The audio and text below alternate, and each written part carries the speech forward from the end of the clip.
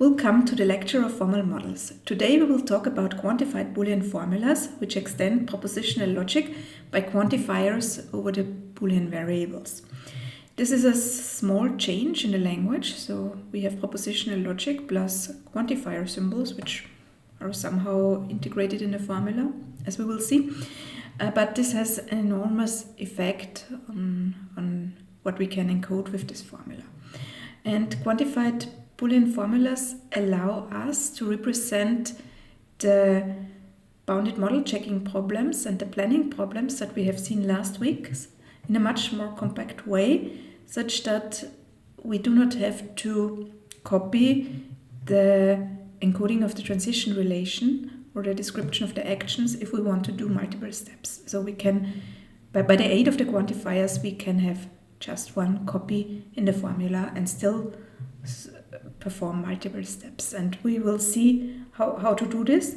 But before we do so, I will introduce QBF in detail. So I will describe their syntax and semantics, explain you also in more detail what is the difference to SAT, why we can do things that are not possible in this way with SAT, but also we will see that evaluating them is more challenging.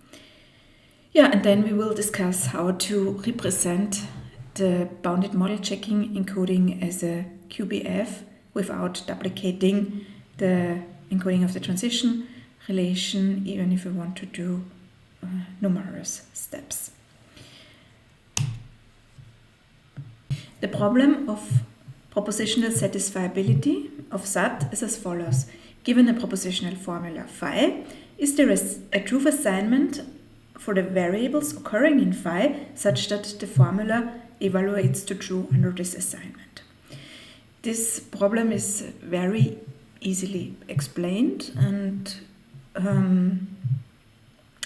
as we have seen, there are also tools for solving this problem. For example, we used the SAT solver Limbool, and there are many problems that can efficiently be encoded into propositional satisfiability problems. Efficient means that there is no exponential blow up, but that the encoding in propositional logic is roughly of the same size as the original problem. Yeah, and if then the SAT solver finds a solution, then this solution can be mapped back to the solution of the original problem. And using SAT as this kind of programming language has had many success stories, not only in planning and formal verification, but in many domains where NP-hard problem occurs. What does it mean that SAT is an NP-hard problem? This means that finding a solution for a propositional formula is hard in general. Yeah? If we have a formula with n variables, then there are 2 to the power of n candidates to be checked in order to figure out if a formula is satisfiable or not. In practice, there are many clever techniques that use structural information in the formula or some very clever techniques to decide the true value of a formula without enumerating all possible assignments, but in the worst case, this has to be done in order to decide that the formula is unsatisfiable. At least currently it is not known that there is an efficient way of solving the SAT problem. Yeah? And this is one important property. So the solving is most likely very hard in general. But if we have an assignment that we consider as a candidate for being a model, for making the formula true, then it's very easy to check. We just have to plug in the values and see what is the value, the true value the formula becomes under this assignment. This can be done efficiently. So in SAT we have the following situation. Finding a solution is hard. Checking if a candidate solution is indeed a solution is easy. This is an important property. And here we have an example of a propositional formula with 3 variables, meaning we have 2 to the power of 3, 8 possible solutions that could be considered. And here we have a candidate solution, x1 and x3 is set to true, x2 is set to false. And now if we plug in these values, then we see x1 is true, so the first clause is true, x3 is true, so the second clause is true as well. Hence this assignment is indeed a model of the formula. Why I'm repeating this again? This guess and check is an important property of SAT, and it's not always the case for other logics that they have this same property as well. And in the case of propositional logic, we have some kind of asymmetry when the formula is true, then there is a short witness that the formula is true, there is the model. In the case it is false, there is not a short witness. What we can only do is to generate a proof, like in a resolution proof system, and then check if this proof is indeed a correct proof, so if all these manipulations that lead to the contradictions are indeed correct. So this checking a step of the proof is simple, but overall the proof could be exponential in size. Yeah, and this is also a characteristic of SAT. However, when we look at the huge logic language landscape, then SAT is, on the one hand, a language that is relatively simple to solve compared to other logics, and also it's a bit restricted in what can be done with it, because it has only Boolean variables and connectives to combine it. And there are many extensions of SAT, and one extension of SAT is QBF, the Quantified Boolean formulas. And in QBF, quantifiers over the Boolean variables are introduced. So we have now the for all and exist symbols in our language, and this has quite some effect on the reasoning, because now we have not only a problem that is NP complete, like SAT, but we have suddenly a problem that is P-space complete. And this means we can solve the QBF still with polynomial time, but in polynomial time, but we do not have this property anymore that checking a solution is cheap. Yeah? In fact, if we have a solution for a SAT for a QBF, then we need a SAT solver in both cases. And this is an indication that QBF is a more difficult problem than SAT. We will soon see how it works, and this will also give an intuition why it is more difficult.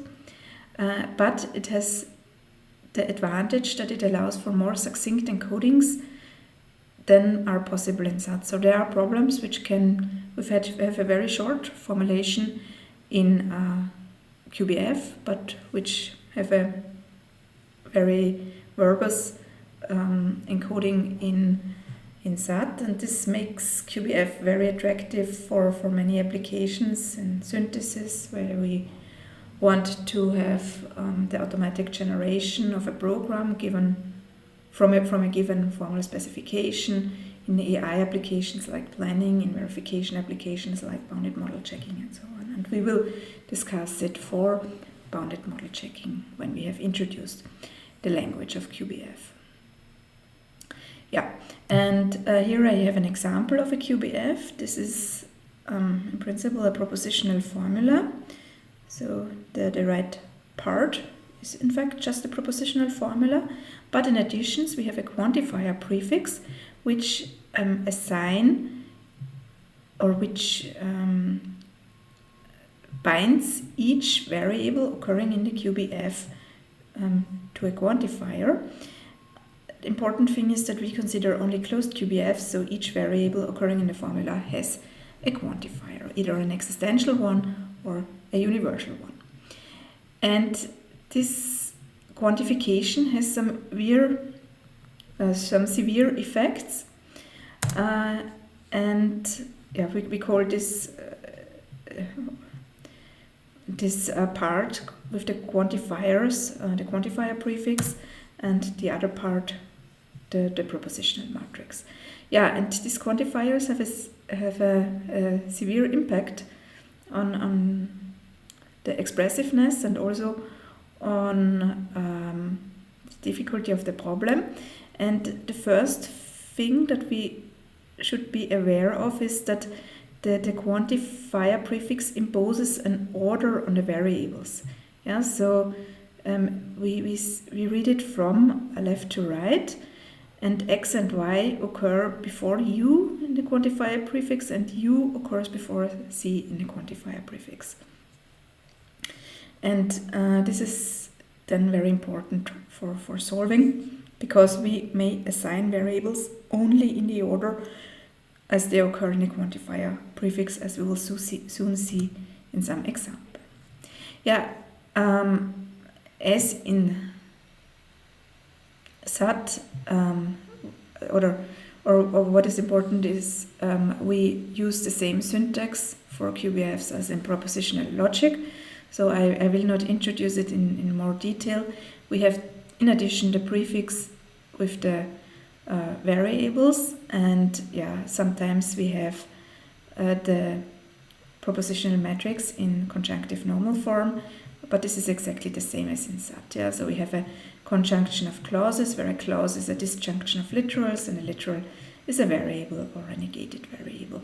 And while we will use arbitrary structured QBFs in prenex form for the encoding of bounded model checking, we will have a look at some reasoning techniques which operate on C and F in order to get a better understanding of QBFs. Yeah, but we always have this separation between the prefix and the propositional part of the formulas. And yeah, as I mentioned before, it's very important that the quantifier prefix imposes some order on the variables occurring in the formula. Yeah? This is in particular important when we define the semantics of a QBF. And a QBF for all, starting with a variable for all x, with a quantifier prefix with a quantifier for all x and some remaining quantifier phi, then this formula is true if and only if we replace, or if the formula that we obtain by setting x to true is true, and this is important, the formula that we obtain when we set x to false is true. So both variants of the formula have to be true in order to have the formula for all x and something to be true. Dually, we define the semantics of existential quantifier. Exists x and the remaining prefix and proposition matrix is true if and only if the formula that we obtain by setting x to true is true, or, now we have an or, if the formula if the formula that we obtain by setting x to false is true. Yeah, so in the universal case we require that both values, under both assignments of x, the formula evaluates to true, and in the case of existential quantification, we require that under at least one value of x, the formula evaluates to true. And this makes the searching for a solution harder. Consider this example here. We have a QBF for all x exists y, x is equivalent to y. This is what these two clauses here say. And since the first variable is existentially quantified, we have to consider, for evaluating the formula, we have to consider both values of x. Yeah? So we have to set x to true, to false, and we have to set x to true. Then we get, when we set x to false, we get this new formula, exists y, not y. And now we have to evaluate or assign the value of a value to y. And if we set y to false, then the formula evaluates to true. Okay, and if this was propositional logic, then we would already be happy, because then we would set x to false and y to false, and then we would have a satisfying assignment. Since this is a QBF with a universal quantifier at the top level, we also have to consider the other value, and then we get the subformula exists y, y, and then we can again choose how to set the y. If we set y to true, then the formula evaluates to true. Hence, in both cases, we can find, for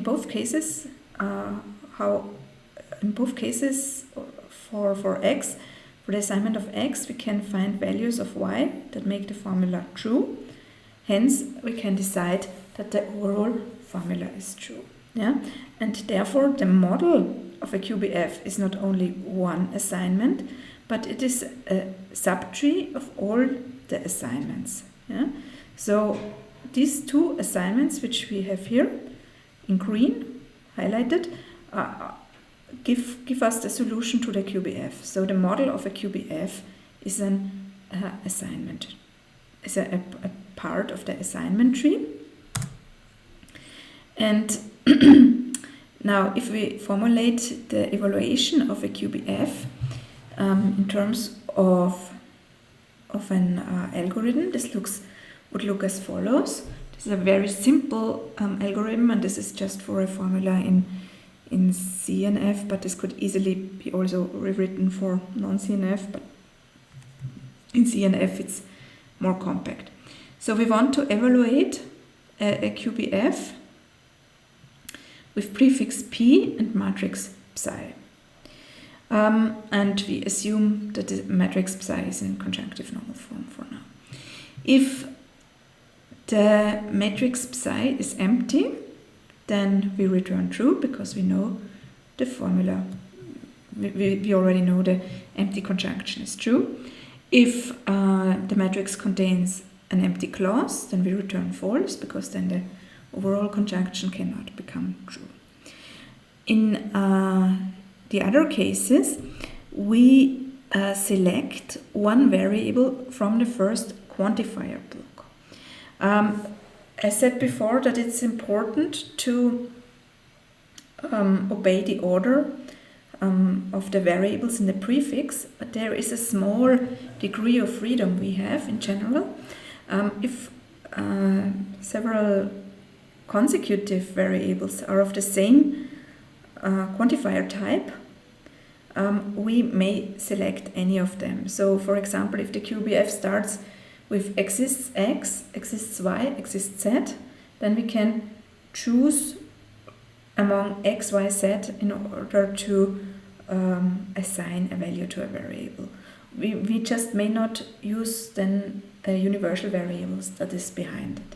So here we select one variable from the first quantifier block in the prefix. We name this variable x and remove it from the prefix and update the prefix. Yeah? And then we have a case distinction. Either this first quantifier block is universal or existential. What we now do is we calculate the formulas which we obtain by setting x to true or setting x to false. Yeah, psi prime is the formula where we delete all clauses with x and all occurrences of not x. This is the same as setting x to true. Psi 2 prime is obtained by deleting the clauses with not x and deleting all occurrences of x. This is the formula which we obtain by setting x to false. Okay, and now if the quantifier is universal, the quantifier of x is universal, then both newly obtained formulas have to be true in order to return true, so we combine the result by a logical AND. If both the new prefix and the new matrix where x is set to true evaluates to true, and the formula where we set x to false evaluates to true, we return true for this QBF, otherwise we return false. And if the quantifier is existential, then we have here a logical OR, so at least one of the new formulas has to evaluate to true in order to return true, otherwise the formula is false. Yeah? And so we recursively evaluate the formula. At some point all variables are assigned, and then we end up in the base case. Yeah? So this is a very simple recursive algorithm to evaluate QBFs. Yeah, in practice it's much more sophisticated approaches to solve it, but this is a direct implementation of the semantics, and I hope that this makes it a bit more accessible how we obtain the true value of a QBF. Yeah, here I have again two examples of a QBF. So first we look at the example where the formula is true. This is the one we have seen before. So for all x exists y, x is equivalent to y is a true QBF, because no matter how we choose the value of x, we can find a value for the y such that the formula evaluates to true. What is happening if we switch the quantified variables in the prefix? If we have exists y for all x and then x is equivalent to y, then we have the following situation. No matter how we assign the value of x, we can always how we assign the value of y, we can always find a value for x such that the formula evaluates to false. This means that we cannot make the formula true for both values of x. Since x is still universally quantified, we would also need to make the formula true under the opposite assignment, and therefore the QBF is false. Hence we see that there is a dual structure of models and countermodels. In case the QBF is true, then we have two satisfying assignments for the universal variables and at least one for the existential, so one is enough. So if we have this assignment tree, then universal nodes have two branches and existential nodes have one branches.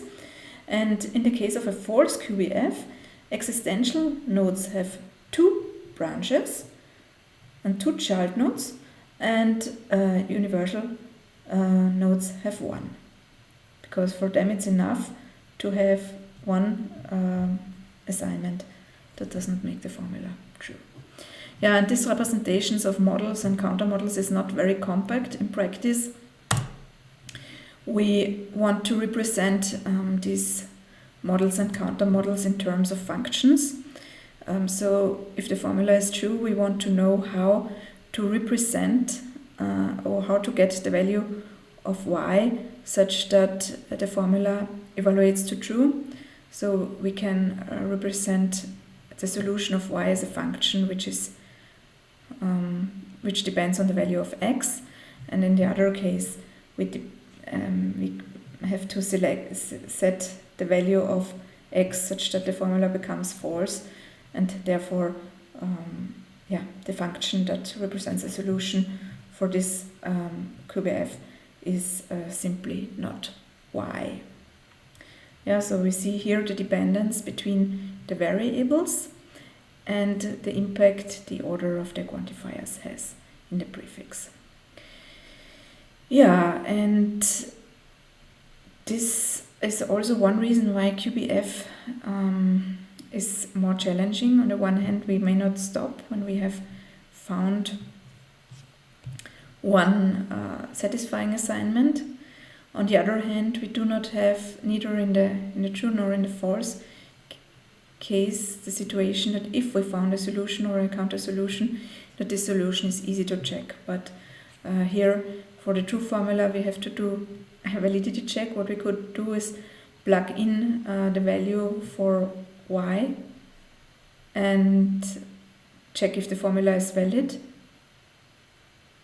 And here we can plug in the value for x and show that the formula is unsatisfiable. So here, in fact, we have an NP check, and here we have a co-NP check.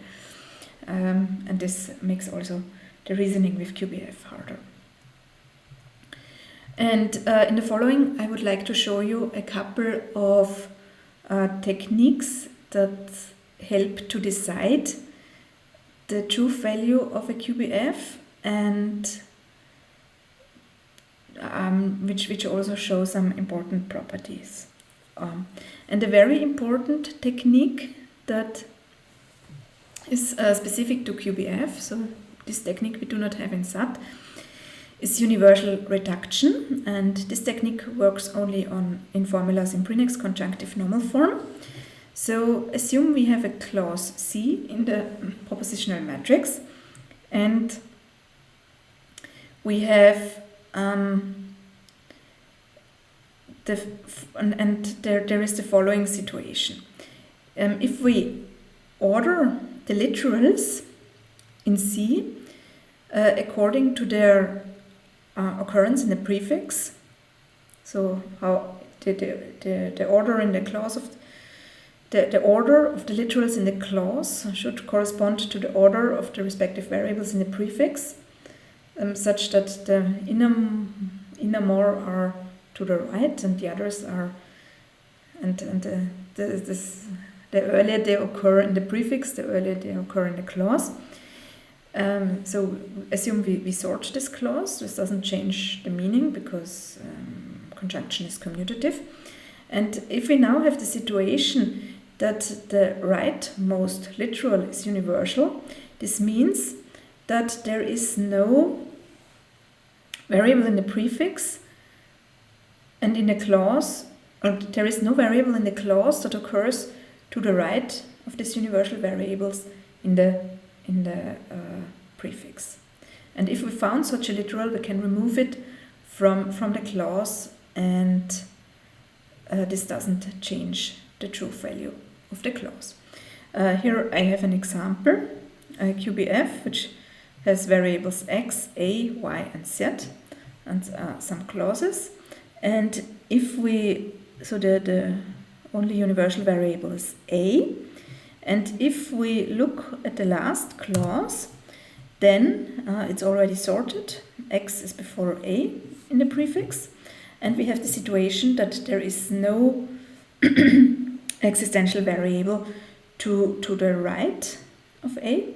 And what we now can simply do is we can skip the a. So this is now in gray, and we can skip the a and proceed with this simplified formula. The reason why this does not change the value of the formula is as follows. Now assume that the clause here is already satisfied by some value of x. Then it doesn't matter if we had removed the a or not. Otherwise, if x is for some reason set to true, then we would obtain a clause that contains just the a. Yeah, but then there is no existential variable behind that could make the clause true, therefore we can remove the a. In this case as well, and therefore it does not change the value of the formula. Maybe let's have a look at another example. I switch to my writing space. Consider now we have this more complicated prefix here, which has for all a exists x, for all b exists z. And we have just this single clause. I mean, there could be much more, but we just consider this clause. Universal reduction is a simplification technique that, by the way, does not work globally on the full formula, but it works locally on individual clauses. Okay, the literals in this clause are already sorted according to the prefix. So first we have the a, then we have the x, then we have the b, and the c doesn't occur. Now we have to look what can we do with universal reduction. Obviously we cannot remove the a because there is the x behind it, so we cannot do anything about the a, but the b is not followed, so for the b there is no literal in the clause that is behind it in the prefix, and therefore we can universally reduce the b. And we obtain the clause, and obtain the new clause a or x. Yeah? And now we cannot do anything more because the x is behind the a in the prefix.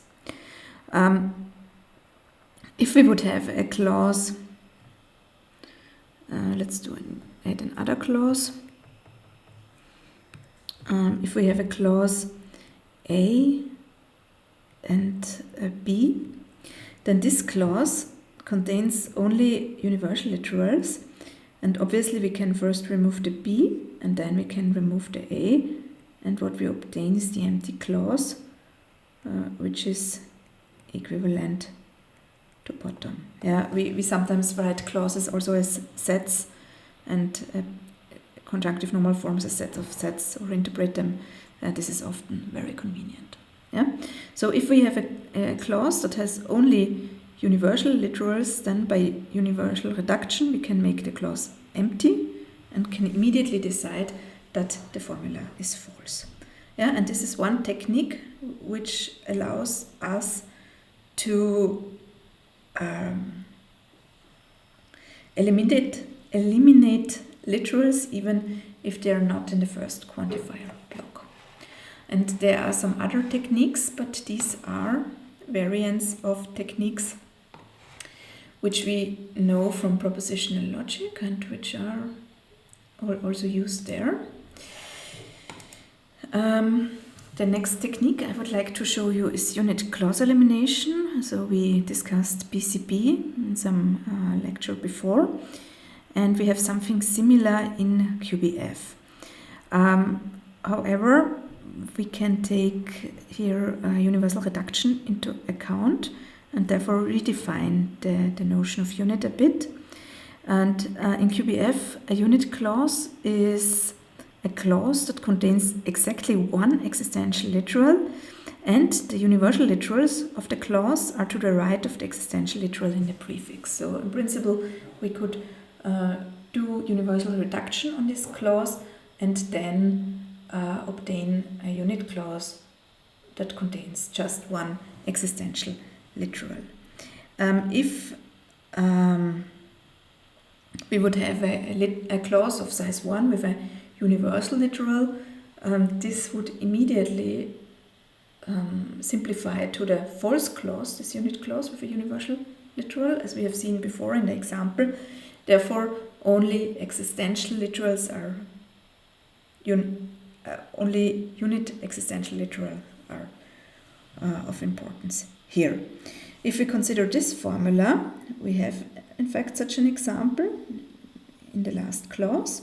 Here we have exactly one existential literal and the universals are to the right in the prefix. Yeah? So this one is a unit clause in QBF, and if we have detected unit clauses, then we can perform unit literal elimination as we do it also in SAT.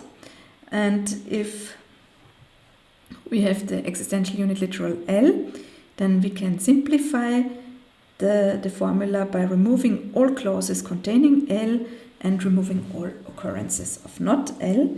What would this mean in our example? We would remove all clauses that have a not X, so we would remove the second, the third, and the fourth clause, because in these three clauses not X occur, and in the first clause we remove the X, because this is of opposite polarity. Yeah? And the formula would simplify to A or Y after unit literal elimination. Then we have the technique of pure literal elimination. A literal L is called pure in a formula if it occurs in the formula and if its complement does not occur in the formula. This means the literal occurs only in one polarity. Here we do not have any restriction whether the pure literal has to be universal or existential. It makes then a difference, as we will see, how to simplify the formula when we have a pure literal. Let's look at our example that we have here. So X is obviously not pure because we have an X here and a not X here. A is not pure because we have an A and a not A. Y is not pure because we have a Y and a not Y, but Z is pure because we have only a Z here. So this is the only pure literal we have in this formula. And if we have detected a pure literal, then it depends on the quantification of the pure literal, what we do with it. If it's an existentially quantified literal, we set it to true. This means we remove all clauses in which it occurs. And if it's false, if it's a universal literal, then we set it to false. And this means we remove all occurrences from the formula.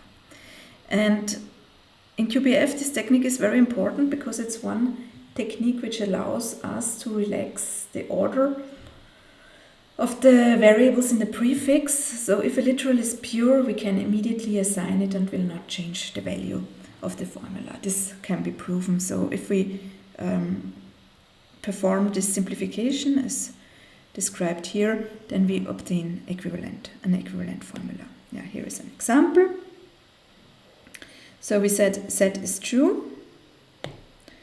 Then we look in the prefix. Z is existentially quantified, meaning we can remove the third clause. If we remove the third clause, then suddenly A becomes pure. Yeah, so we have three occurrences of A and all are positive. And A is universally quantified, so we can remove A and obtain the formula X or Y, not X or not Y, and not X. Yeah, and obviously there is no pure literal anymore, but if we now would perform PCP with this unit literal we explicitly still have here, we could in fact solve the formula. Yeah, and with all the three techniques in combination, we can simplify the formula very strongly, often in many cases, so these techniques are very important. It is also used in combination with this algorithm I have shown you before as a simplification step and for pruning search space. But sometimes pure literal elimination, unit literal elimination, universal reduction is enough to decide the value of a QBF. Yeah, and with this I want to end my short introduction of reasoning with QBF and show you QBF and QBF encoding in the context of bounded model checking. Okay, and now that we have heard about QBFs. We want to use it for solving bounded model checking problems. In particular, we want to solve a safety checking problem, but QBF can also be used for many other problems, and in fact it is widely used for encoding various kinds of planning problems where we have much more involved setups as we have seen the last time. So there are a lot of variants of planning problems that are encoded with QBFs. This is an interesting topic that we will discuss in another lecture on planning and reasoning in AI, which is a master course, elective in computer science.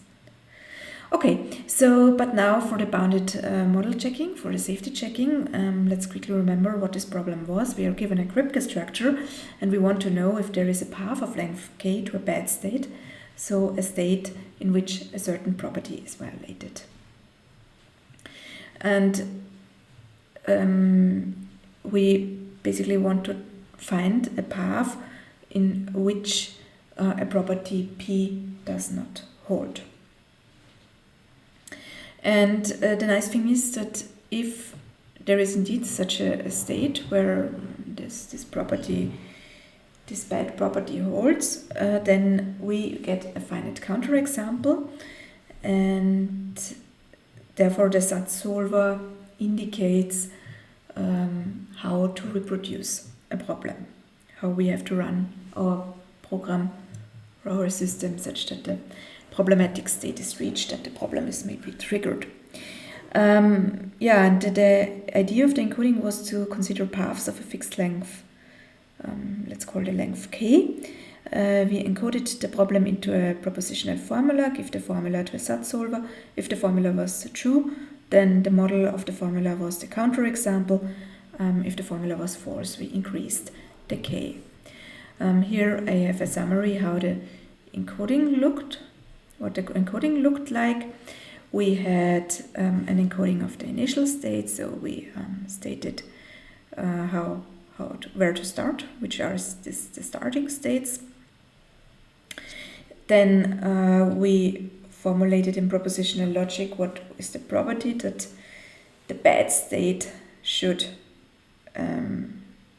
have. So this is the property of the state we do not want to reach. And then we had k copies of the encoding of the transition relation that could only become true if there was or if there is a path from an initial state to a bad state in k steps. Yeah? So in one step we can go from state S0 to state S1, in another step from S1 to S2, and so on. And all these are propositional formulas. We combine them to a huge one. And the important thing is that we have these k copies, which can be very huge in practice. And we want to get rid of them and have only one copy. And here we can use the quantifiers as offered by QBF. And the encoding in a QBF looks as follows. The encoding of the initial state and the states and the bad state remain the same.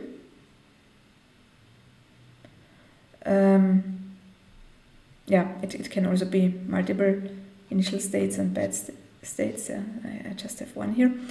And then what is important is we have only one copy of the encoding of the transition relation, and we use this as some kind of template. What we do is we say there are states S0 to Sk, and these states should be connected via the transition relation, and this is what we have down here. And we have two universally quantified variables, which are the variables which we use then to instantiate the template of the encoding of the transition relation.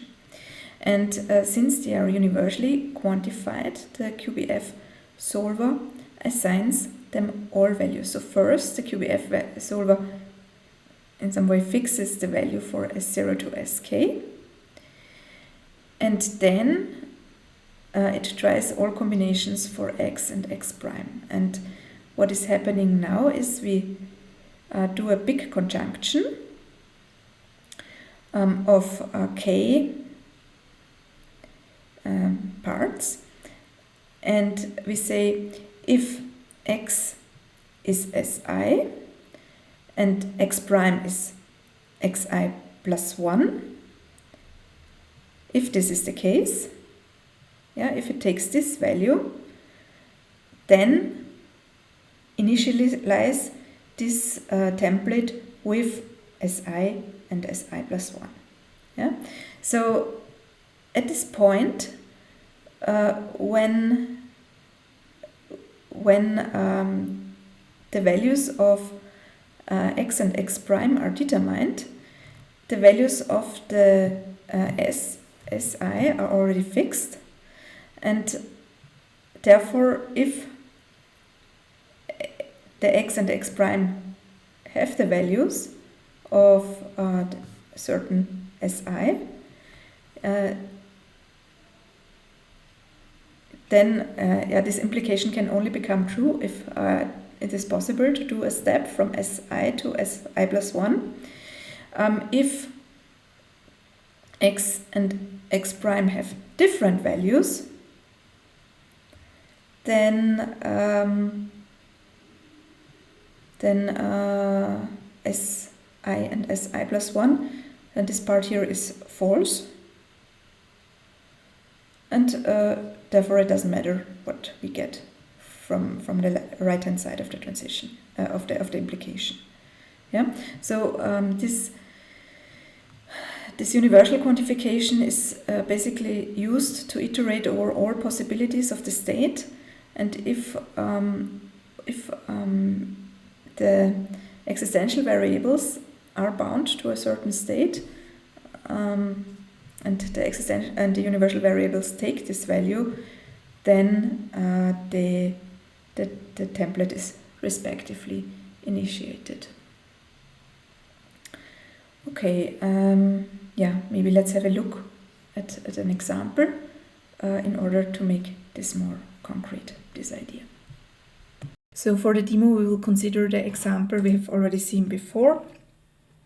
We have two processes which share a resource. P and Q are the processes, and if P accesses the resource, then the variable P is true. If Q accesses the resource, then variable Q is true. And we want to find out if a state is reachable in which both processes access the resource at the same time, what should not happen. Okay, and this encoding of the transition relation we have here, and we will now extend the encoding to get a QBF that can be used to check if such a problematic state is reachable. Here in this text editor, I have already copied this transition relation encoding, and now I will fill in the rest.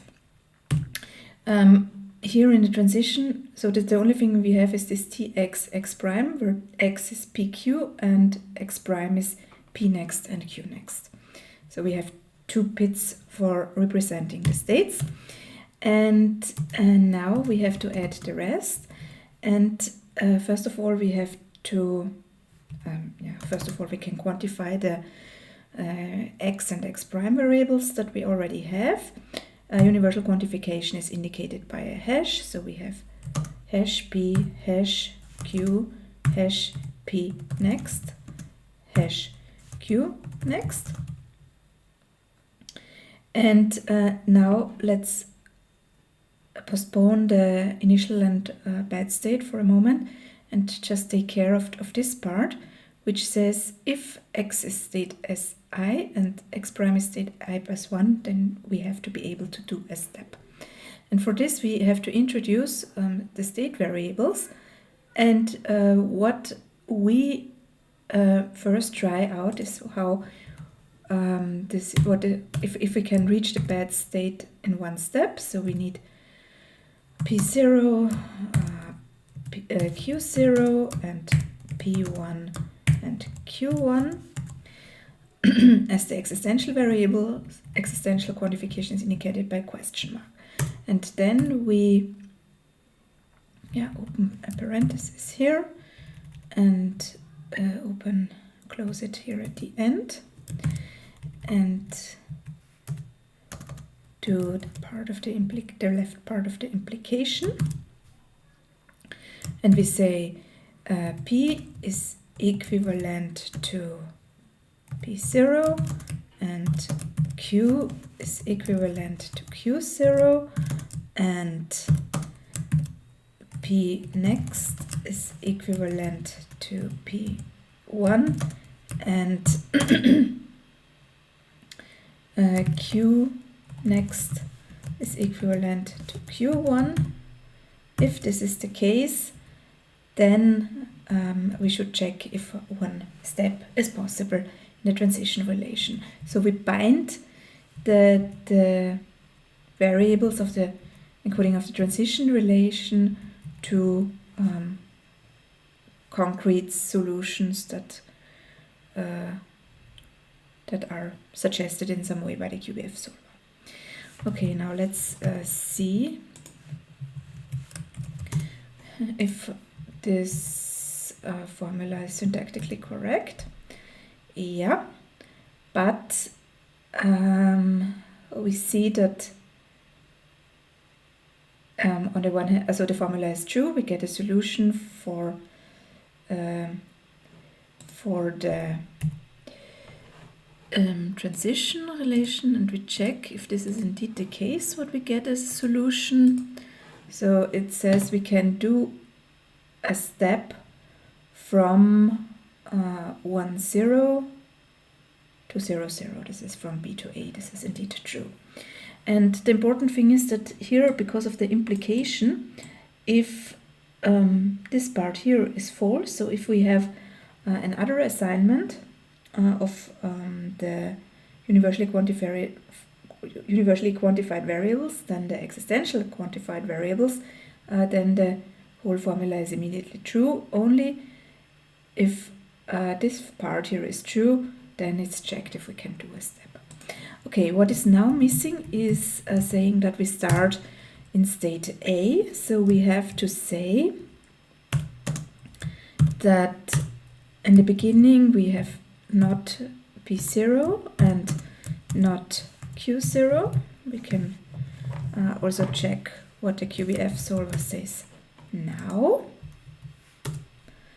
And now it says we start in state A and go to state B. Okay, and what is now still missing is the bad state. So let's see if what's happened if we ask if we can reach the bad state in one step. This would be checked if we ask if P1 and Q1 can be both true. What does Limbold says? Limbold says this is then a false formula. Okay, this is fortunately as expected. Let's see what's happening if we're doing two steps. So we have two more existential variables, P2 and Q2. And what we now do is we have to copy this line and put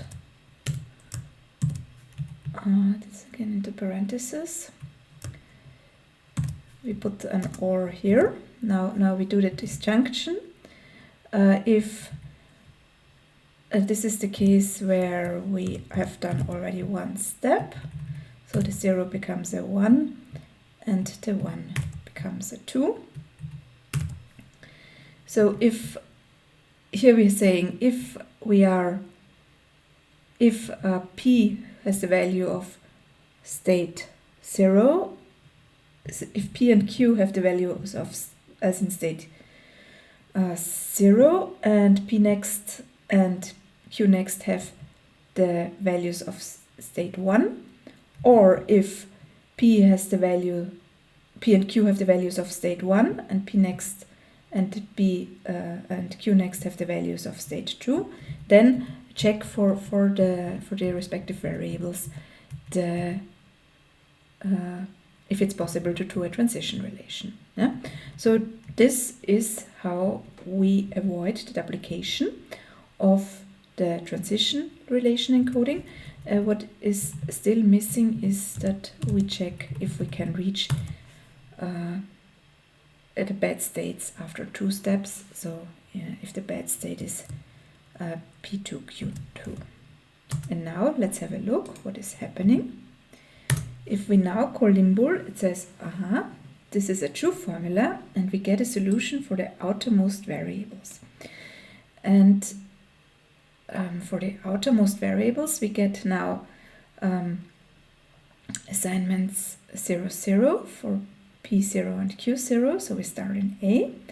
Then we go to B, and from B we can go to D, which is the problematic state, and therefore we have shown that the bad property is satisfied in state D. Maybe some of you might wonder why we have here a variable assignment, and the discussion in the beginning of this lecture we said that the values of the variables are functions. This is true, but for the outermost quantifier block there are no variables in front, and if the formula is true and the outermost variables are existential, then we get an assignment as in propositional logic that is an assignment for which a solution of the rest of the QBF can be found. And the same holds if the formula is false and the outermost variables are universals. Yeah? Then also such an assignment could be found. Otherwise, if the formula is true and outermost is universal, then we know for any value of these universals the formula evaluates to true, and therefore it's not possible to give this assignment. Okay, and with this I would like to conclude this lecture, and thank you very much for your attention.